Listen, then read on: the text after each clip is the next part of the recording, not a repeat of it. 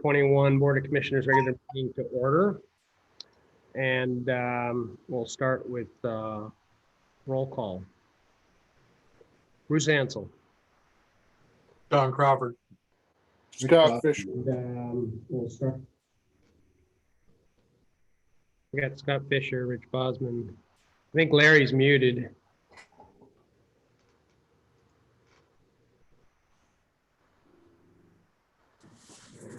I can run out there and see if I can get There we go. I got him. He's up. Larry McPhail. All right. Actually, we could do the Pledge of Allegiance because you can actually see the flag in the background today. So I'm going to do the Pledge of Allegiance. Allegiance to the flag of the United States. United States of America, to the republic. Which That's one nation, under God, indivisible, And justice for all. There you go. Back on track. We're almost there. Sorry for having to do this one more time via technology. I'm getting kind of tired of it myself, but hopefully maybe next month. Jason, any words of I wouldn't put a bet on it. Everything got extended to July 1st. right? All the current proclamations. So I'm not betting on it. We can certainly wish and hope. All right. Okay, so we will go ahead and open the Volunteer Pension Board meeting, and it appears that the only issue we have today is the approval of the May 21st minute. Is there a motion to approve those minutes? So approved. second. Been moved and seconded. Any discussion? All in favor? Aye. Aye. It's unanimous. Anything else for the Pension Board, Chief? Sir. All right, we'll go ahead and close the Pension Board meeting and open the regular Board of Commissioners meeting with the approval of the consent agenda, which includes the May 21 meeting minutes, the Chief, the Operations and Trainings and Technical Support staff reports, the financials, which I will read. Total revenues for May was $1,330,594.69. Total expenditures June $620,370.47.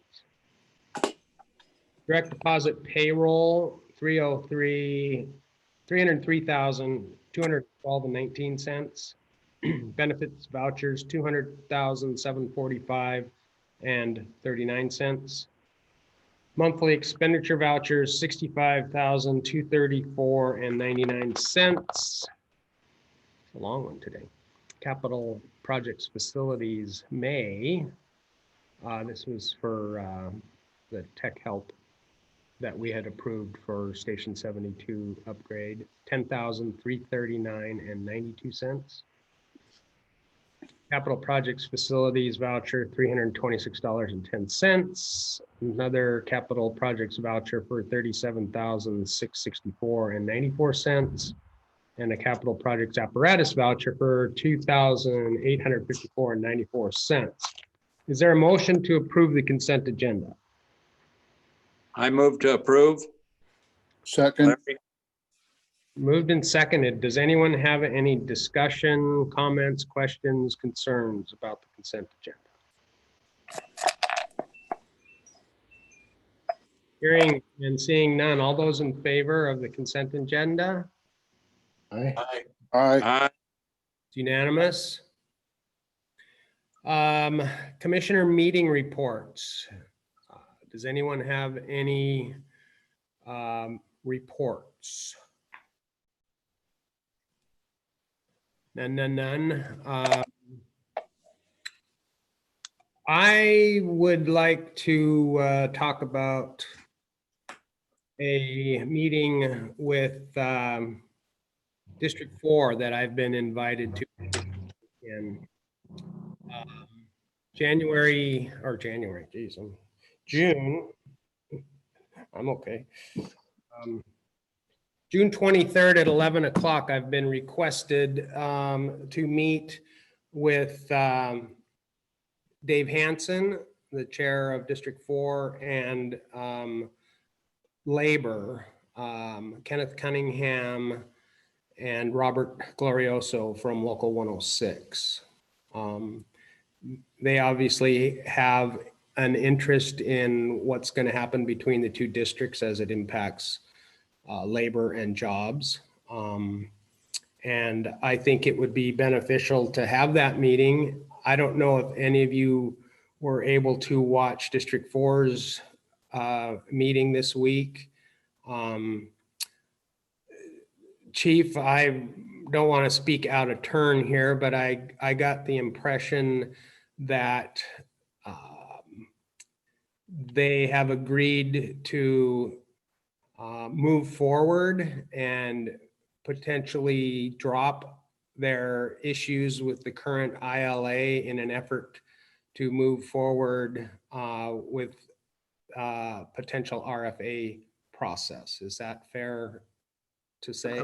I would say that's a fair assessment. I think that there's been some discussions going on about focusing on the future rather than, while not forgetting the past, forgetting the lessons we've learned, not focusing on the past. And how can we, with keeping in mind that the very best thing for the citizens of District 4 is a combined district, how can we get there from here? And how do we make that happen? What are the next steps? So that's what I believe is the kind of the effort behind the meeting. So I just wanted to bring that forward to you guys. I am willing to go to that meeting. I think it will be beneficial to meet face to face under our current restrictions. And I think having labor there will be beneficial if we do move down the RFA process. Obviously, labor needs to be on board, and at this point, I don't see that they have any issues or concerns because we're not combining two different work groups. Everyone that would be impacted here is already our employees. So I think maybe labor could help us move forward in a positive direction. So does anyone have any comments about me attending that meeting? I think that's encouraging, and I would like to see you go. All right. I do too. I think it's time we tried to get past some of this letter writing back and forth and focus on the true issue, which is how do we combine the two districts and provide an overall better service as one unit. And I think the RFA between the two of us is the best place to start. From everyone I've talked to who's gone through this process, they say the fewer people or interests at the table, the quicker and easier something like this will move forward. And we've been doing the work for 10 years. I don't know how there can be a significant amount of issues that we have to resolve. And I don't know how fast we could fast track this, but my goal would be to try to get it on the ballot by next August. I don't know if that's pie in the sky on my point of view, but we shouldn't have any labor issues. We shouldn't have any major glitches in boundaries and things like that. So that's kind of my thought. Chief, do you have any comments? No, I concur. August on the ballot in August, I think is really important. All right, that's where we're at. I met with the administrative staff a couple weeks ago, just to get a feel for how things are going, and then the chief and I met just to discuss some budget issues and agenda items. So the chief has continued to keep me updated on on current issues and concerns, and I think he's doing a heck of a job staying in touch and communicating how we're doing here. Next item on the agenda is Local 106 report. I spoke with Kenneth Cunningham, and he indicated that they did not have a report for us. They were looking forward to us participating on the June 23rd meeting. Legal issues, nothing to report that I know of. We did find out that the proclamations have been extended to July 1. One of the important things of that for us is it allows Jason to continue to have his mentorship without impacting Chief Ralston's PERS retirement program. So it's a good benefit for us to have him to be able to work for us under the current contract that we signed with him. Unfinished business. Anything, Mr. Crawford, on the Dakota Creek Bridge saga? Yeah, a couple things. So I've talked to numerous people with the state, and everybody has authority, but nobody wants state responsibility. So here's kind of where we're at. There's a loophole that we are going to try to take advantage of, and that is getting the apparatus overweight permits. Do what? Overweight permits. Oh, okay. Permitted. All right. And we're gonna see if we can't float a couple applications to the state looking for either 6 months or a year for getting these overweight permits for the apparatus. And I'll send the permits off to Jason or Jenny or whomever, and they can fill them out, and we'll kind of go from there. And that's something that the state said can be done or has been done in other instances? Apparently, they lowered the bridge limit to 15 tons in 2010, and in 2019 is when our variance got removed. They're not sure why, other than maybe some study that was done on that bridge of why the variance was removed. So it can be done. It might be able to get done. Like I said, we have to submit these applications, and that may be the loophole to cross the bridge. So when you say in 2019 they changed the variance, they mean they lifted the restriction, or they said we don't want to touch it until 2032? No, 2019 is when the variance was removed for us crossing the bridge. The weight limit got lowered in 2010. So for the last 9 years, we'd been crossing with no problems due to the fact that we had that variance. In 2019, it was removed. I see. Our variance was removed, Right. so that we couldn't do it. Gotcha. Okay. So what we're going to try to do is float a couple of overweight permits, see if we can't get them. Right now, you can get a permit you can get them either monthly, or they can go 3 months. But we're going to try to extend it out for a year. So if we have to do it month by month, we can do that. We might be able to self-issue these permits.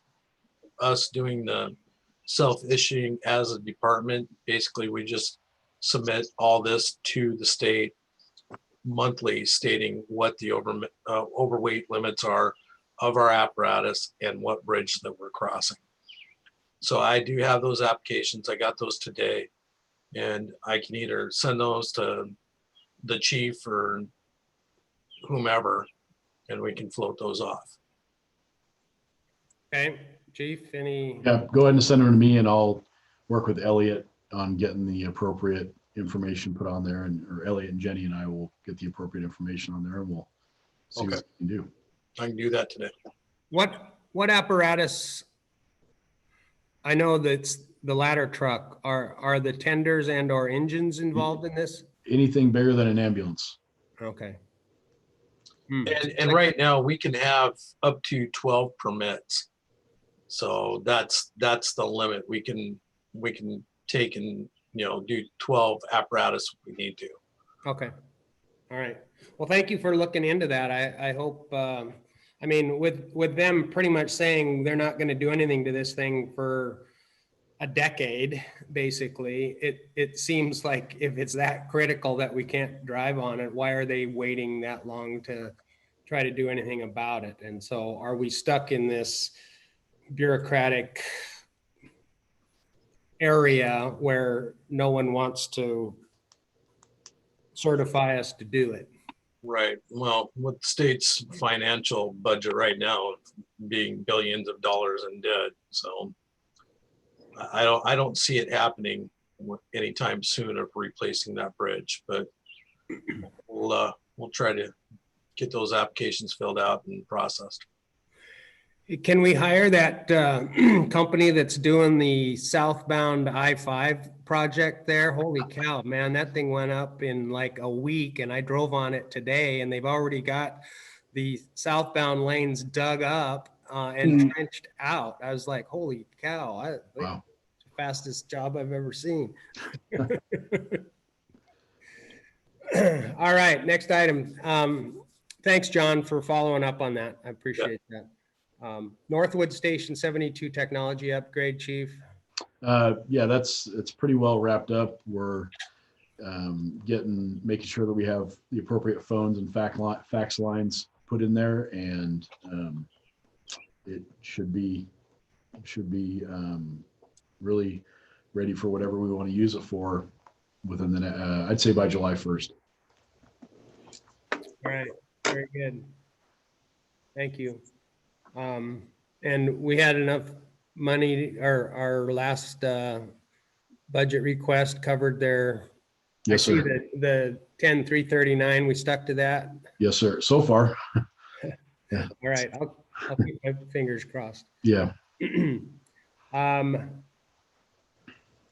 Herschel, we've got City of Blaine Fire Marshal Services. Anything up on that?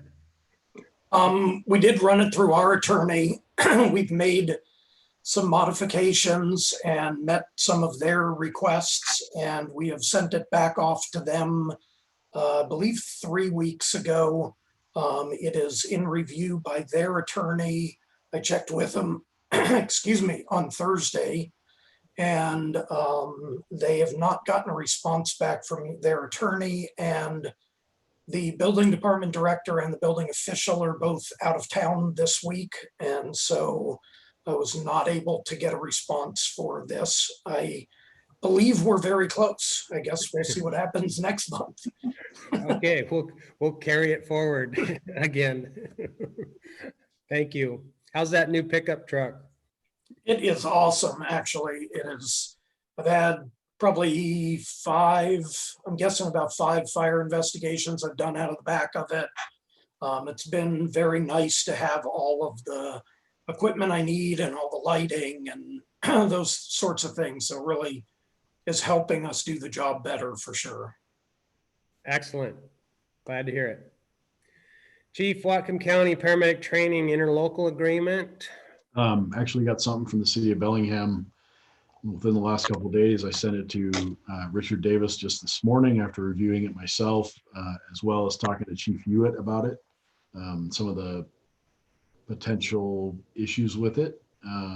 Nothing that's insurmountable, but once Mr. Davis takes a crack at it, I will send it to you guys for review. We have to have the one between us and BFD before we can do the one between us and the county. The one between us and the county is done.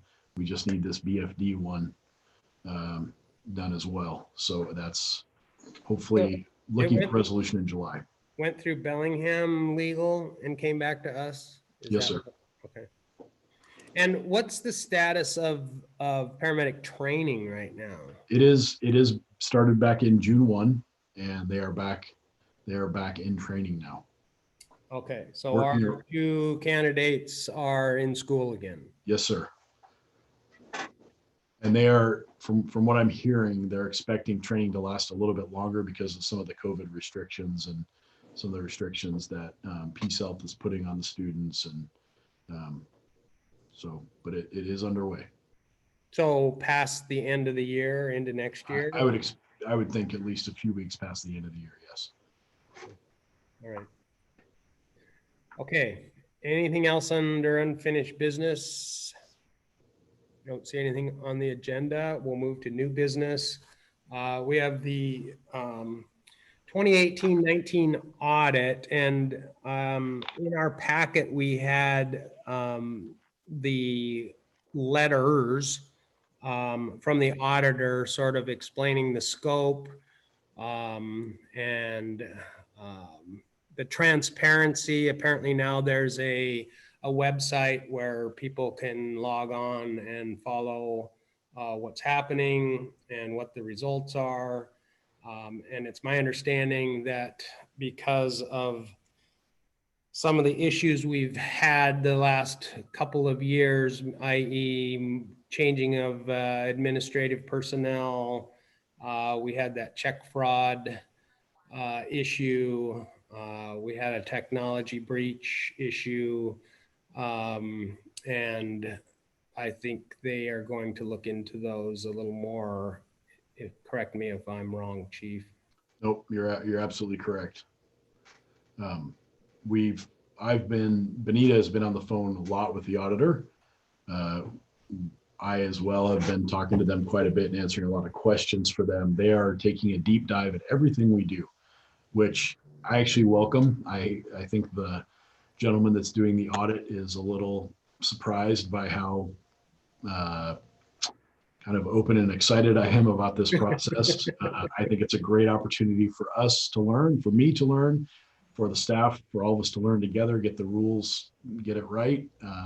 We're doing everything as a group. There's no one person that is really doing this on their own. We're taking it on as a team so that we can all get the information together and continue to talk about it. So it's good.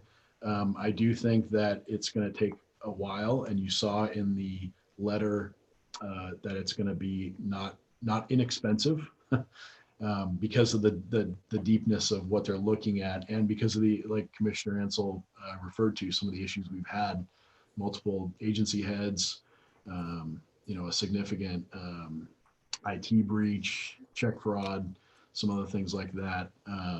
Nothing where we've lost any, there's been no loss of funds. We haven't lost any of the public funds, and I wanted to be really clear about that. We're not missing anything. The check fraud was caught before it was even, those deposits were even made. So there's been no loss to the public. There's been no loss to the district. It's just because of these multiple issues, they want to look to make sure that our controls are locked tight. And I think it's great. Yeah, I don't remember what the last one cost, but I recall it being more than I thought it should have been, but I don't know if it was over 10 or over 20,000. I don't have that number in front of me, but I remember it being more than, I think that was my first day in administration, honestly. And I remember you guys being surprised by it. The estimate for this one is roughly $25,000 with a possible, with they didn't say likelihood, but they said possibility it could run over that. But they're going to do their absolute best. They did say in their onboarding letter that they're going to do their absolute best to minimize that as much as possible. And we are doing everything as we can to provide above and beyond the information that they're asking for so that it doesn't take any more time. Sounds good. Thank you. We have a 2019 budget amendment. The information was included in our packet.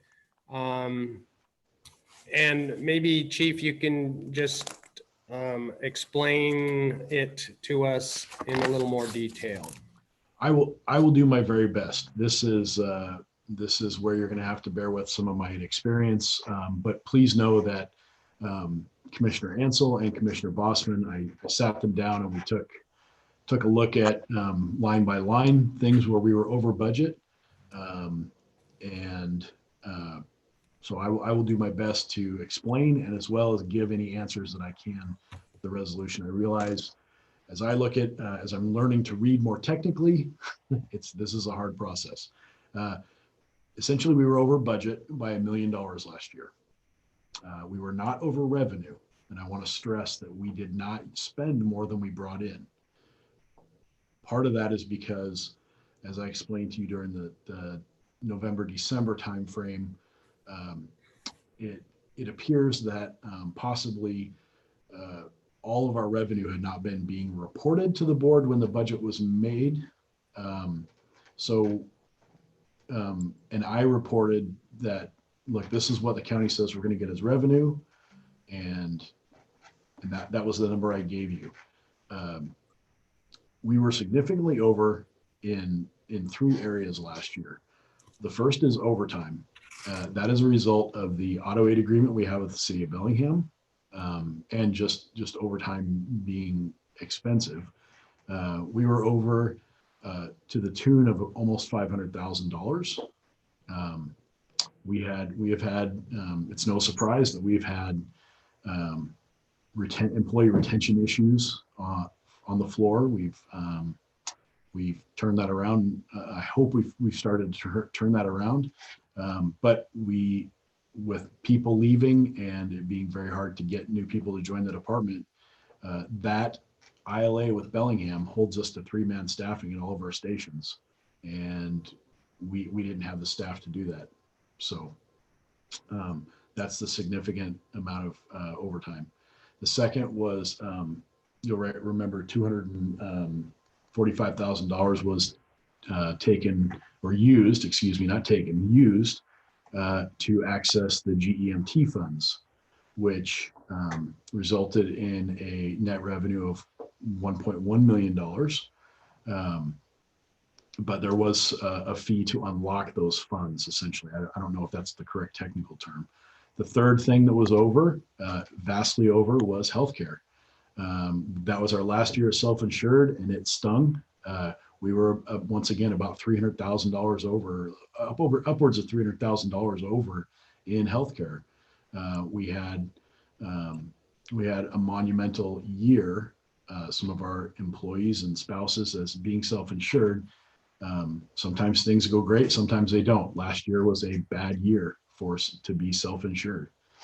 That is one of the big reasons that there was a huge push by both labor and admin to go to a traditional healthcare plan. So we have known costs, and we are already seeing the savings from that. I mean, it's when you go back and look at what healthcare cost us over the past, 4 or 5 years, the increases were incredible, and the amount of money that the district was putting out on an annual basis over and above what they thought they would put out for healthcare was incredible.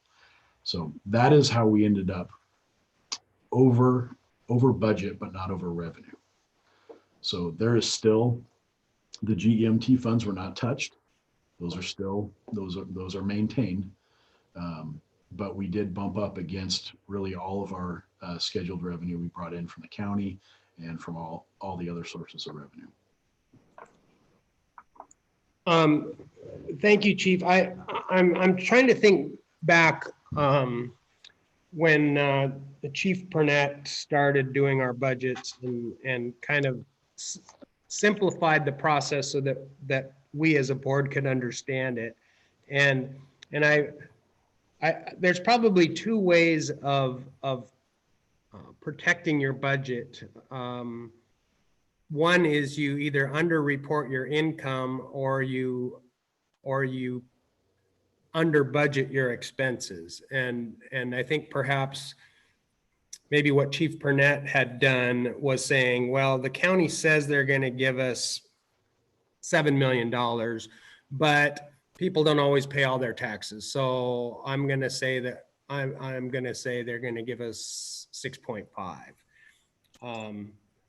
I like what you have done and saying, look, this is what the county says we're going to get, but on our budget side, we should say, well, maybe we won't get it all. So let's not let's not plan on spending every penny as it was happened this year when the pandemic hit and they delayed some people paying their property taxes. It was a big hit to us in our monthly revenues, right? And I'm not sure we have made that up yet. I think June will be the tail. June will be the month where we know.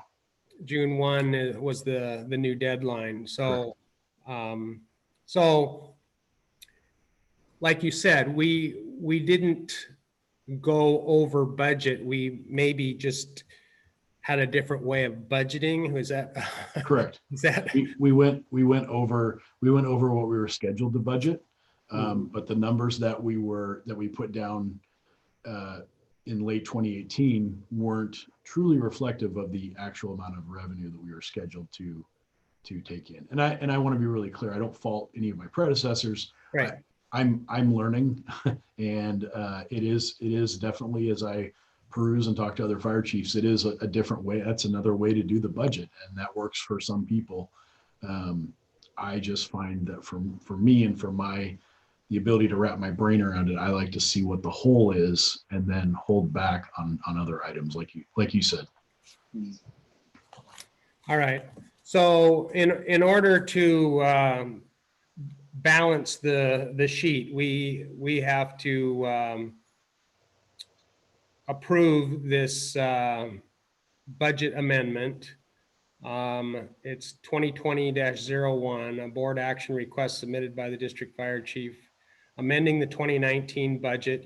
You've seen the explanation, you've heard the explanation. The only other comment I would have is that we hold or create a new line item for the GEMT, which I think is already been done or ongoing, so that it's Correct. I mean, we knew there was going to be an expense, but we also knew that there was going to be an offset once we finally got the revenue. And I don't think it really belongs in our regular budget.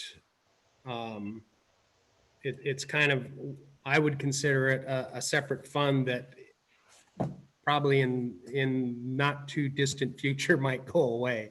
I hope it doesn't, but I don't want it to any way be brought into our regular budgeting because it's not a continuous source that we can depend on for a long period of time. The best information I'm reading is that very knowledgeable people are expecting it to last between 3 and 5 more years.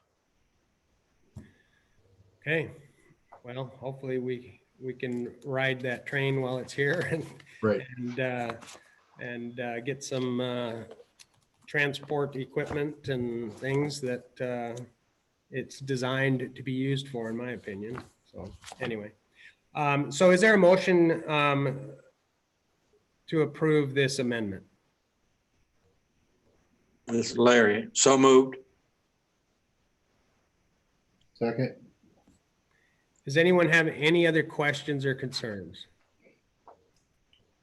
The only thing I would add to that is I really agree with the idea of putting the GMT money in a separate budget, so to speak, separate from our regular budget.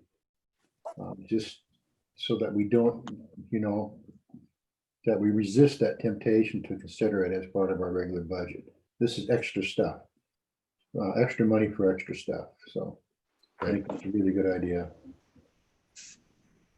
Fair enough. All those in favor of the budget amendment? Aye. It's unanimous. Thank you, Chief. Thank you. Resolution 2020-12 SCBA surplus is pretty self-explanatory. We made a huge capital purchase of all new SCBAs, and they are currently in service, and it's time to surplus the old stuff. So I would entertain a motion. That was a heck of a list there of equipment. I will entertain a motion and then we can have any comments or discussion. Move to approve. Second. Okay, it's been moved and seconded. I guess the question would be, do these have any value to them? or are they just past their service life and have to be potentially donated to something? They do have a value. There's about 3 years left on them. Okay, So there's a potential that we could get some earn some revenue from the sale of these. so are we gonna attempt to advertise them? Yes, And see if someone would like to purchase them? yes. Okay, all right. Any other questions? All in favor of resolution 2020-12? Aye. Aye. Unanimous, thank you. All right, policies and procedures. Some light reading for us all.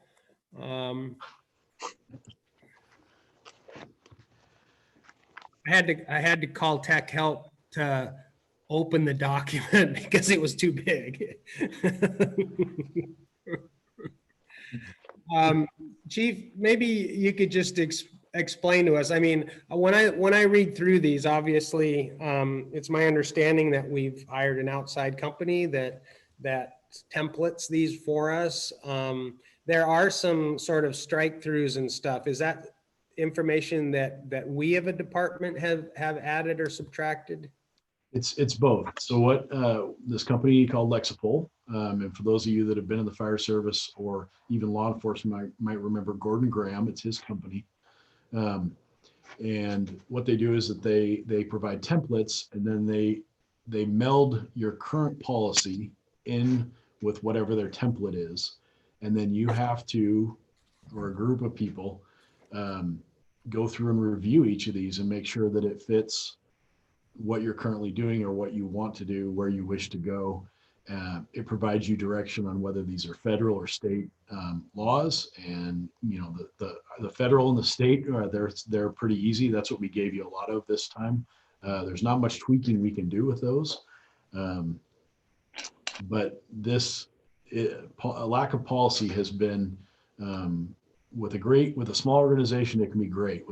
With a growing one, it's a little more challenging. And we are the auditor actually on the 2018, 2016, 2017 audit, the one we got done last year, pointed out that we were quite deficient in policy and procedure. And so this is something that's been identified to us by an outside agency that we really need to clean up, and it's just time. And so, yeah, what you see here in front of you today, there's 10 separate policies. Some of the bigger ones are asset management, performance evaluations for both represented and non-represented staff. And we've been working with the union on those. The beginnings of discriminatory harassment, you'll see a note in there that this does not replace our current discrimination policy. It's just Lexipol breaks things down into smaller, more digestible pieces. And the other part of what they do, is in addition to helping you create policy, is training your folks so that the employees get a chance to learn about the policies and review the policies, and there will be read receipts. And so we will know once employees have reviewed the policy. And it puts onus on the employer and the employee to make sure that we all know what's going on and what our policy and procedure is. So yes, the strike throughs, what you're seeing is the blue is what was added by our agency, and the red is what we've taken out. Looks like a lot of the reds are probably labor related issues. They are, and a lot of it is because the CBA supersedes everything, and there doesn't make any sense to have a giant policy when we've already got a CBA that outlines exactly what we're going to do. Okay, so what I'm asking for is for you guys to review them and bring them back at the July meeting with concerns that you have, or you know, what do you not like? What would you like to see? Should you want more investigation done? This is not something that I'm asking you to read so that we can approve in July. This is the beginning of these are drafts, and what, you know, my hope is that you'll, if you need some light evening reading, you can go ahead and dive into these guys and, yeah, just review them. I'm looking for your concerns. The asset management, just to let you know, the asset management policy has been sent to Richard Davis already. So we know that one already meets the RCWs. That's gonna work for the state auditor. That was really the big one I wanted to get in front of you, because that was one that had been highly identified by the auditor last time as we were deficient. And the performance evaluations is there going to be an attachment as to what sort of form we're going to use, or the template for doing those evaluations? I know it talks about it, but it doesn't show or give a document to work off of. Yes, that is still being hammered out with the union. I think we're 99% there.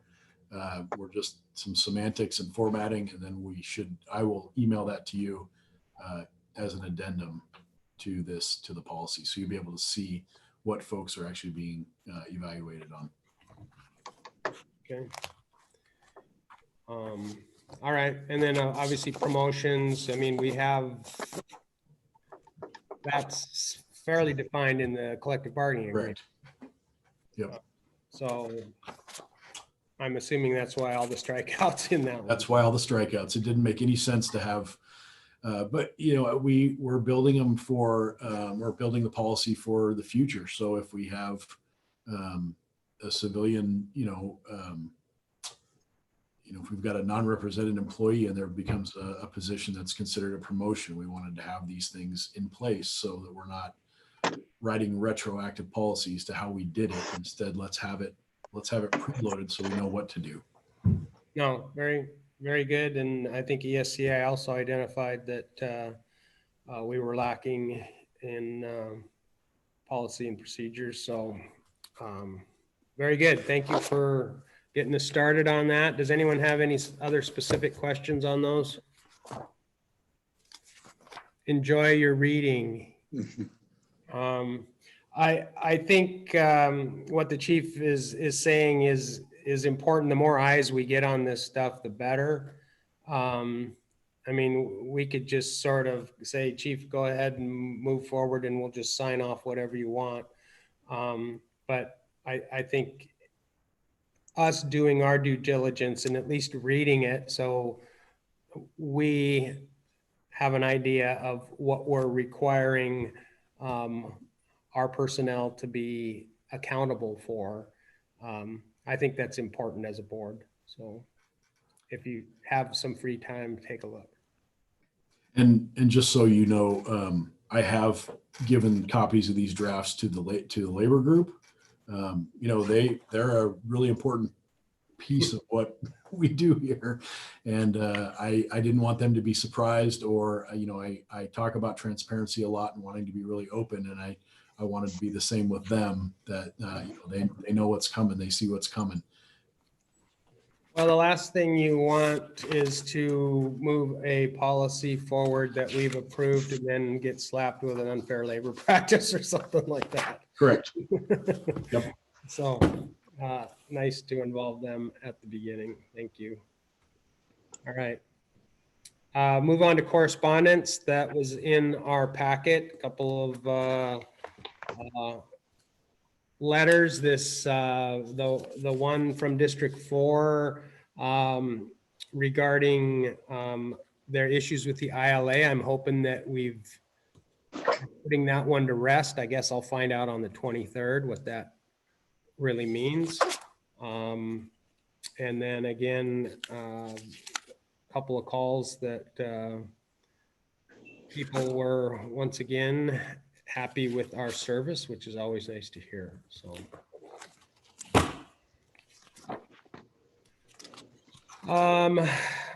board meeting on the 16th. We again don't know at this point whether that's gonna be Zoomed or live. I hope we can meet in a room together, but is everyone available on the 16th of July? Yes. Larry's going to turn in his retirement papers July 4th. July 4th? July 4th, yeah. I'm going to celebrate, yeah, with the whole country. All right. Here, Larry. Good question. Good question. Oh, what year? Hopefully about a month from roughly, or no, half a month from now. Yeah, I'll send you a note or something to the Chairman Ansel for retirement. Wow. Well, Yeah, that that might work. You know, that might work out good for this RFA because you're going to have a reduction in commissioners, and so I'm giving you a helping hand. nice. Yeah, I can see the mice jumping off the boat right now. That thought went through my mind. Yeah. Well, I'm sorry to hear that you're leaving us, but I know that you've spent a lot of time and effort helping the district and serving the community in other ways in your former profession. So I'll thank you ahead of time. But we appreciate everything you've done. Oh, thank you. Yeah. I didn't want to leave in the middle of the pandemic. I at least tried to wait to the end of it. Yeah, well, maybe by July 16th, it'll be over. Yeah, I hope. Hold that thought. Yeah, yeah. All right, agenda items for the next meeting. We've got the infamous commissioner laptop. We've got the Dakota Creek Bridge. The fire marshal services. The interlocal agreement is hopefully going to be completed at some point. Is Northwood, I mean, are we good there? Is there any reason to bring that along? I think we're good there. Okay, so we can remove that one. I suppose we will need the audit, 1819 audit as agenda item. Yep, definitely an update. Took care of that. And then I guess, policy and procedures. You're not wanting action. No, but I expect that I will bring you a couple more each month. We have a lot to do. Okay. So this was a big load. Like I said, these are mostly state and federal requirements that there's nothing to do with them. But we do have more. We need to keep moving forward. So, well, with that said, Chief, not that I don't enjoy reading all of your information, but could you tell us which of these policies you would most like us to focus on? Obviously, smoking and tobacco use is pretty much done deal. Family medical leave is a done deal. Military leave should be a done deal. Lactation break should be a done deal. the three that I would pick would be asset management, performance evaluations, and discriminatory harassment. Okay. So did everyone, if you want the Reader's Digest version that doesn't require you to delve into federal regulations, that probably wouldn't hurt to be familiar with. So I guess if we want to make comments or edits, we might as well leave the federal ones alone, right? I don't know that we're going to get a lot of movement on those. All right. Although Mr. Davis might like us to take a crack at it. Yeah, I'm sure he'd be entertained. Okay, we have an executive session. It will be brief, and I'll tell you, it's per RCW 42.30.110 subsection G. It's I just need input for Chief Vanderveen's 6-month review. So we just need, I just want to hear from you folks if you have any comments, and then I will schedule a time